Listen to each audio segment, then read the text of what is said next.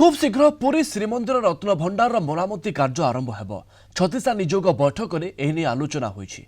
रत्न भंडार मरामती समय महाप्रभु नीतिकांति एवं भक्तों दर्शन में जेभली कौनसी असुविधा नहेब ताकू विशेष गुरुत्व दियाजिब।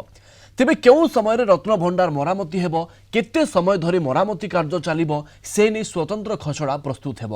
एथिपाई श्रीमंदिर नीति प्रशासक एवं कमांडर को नहीं 2 जणिया कमिटी गठन होईछि। रत्न भंडार लेजर स्कानिंग एवं जीपीआर सर्वे रिपोर्ट श्रीमंदिर प्रशासन हस्तगत होईछि।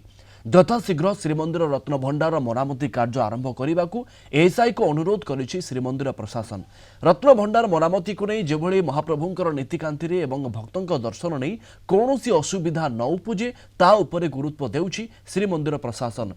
रत्न भंडार चट्टाण एवं कांथरे किछि फाट थिबा रिपोर्ट आसीथिबारु एहाकु दीर्घस्थायी भावरे किभଳି मरामती करा जाई परिबो से दिगरे कार्य करिबाकू एएसआई को अनुरोध करा जायछि।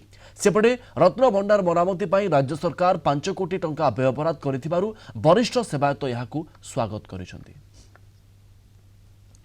आमर रत्न भंडार रो जो रिपोर्ट टी आमर आसिला एएसआई तरफ कार्य करने आमको जो इंटिमेशन आसाला छत्तीसा नियोग समस्त को अवगत करागला। तत्सहित एक 2 जणिया कमिटी नीति प्रशासक एवं कमांडर उभय को अधिकृत करागला जे केमिति आम नीति एवं दर्शन व्यवस्था रो श्रृंखला रहिबो एवं केमिति तादरे लिस्ट डिस्टर्बेंस हम से दिगरे एक एवं एएसआई रो आमर जो मरामती कार्य अच्छी रत्न भंडार से संपन्न हो पार ता उपरे से खसड़ा प्रस्तुत करेंगे एवं मंदिर प्रशासन द्वारा ताको अनुमोदित करिकी एएसआई सहित आलोचना करिकी यथाशीघ्र कार्यटी आरंभ करेंगे से दिग उपर आलोचना है।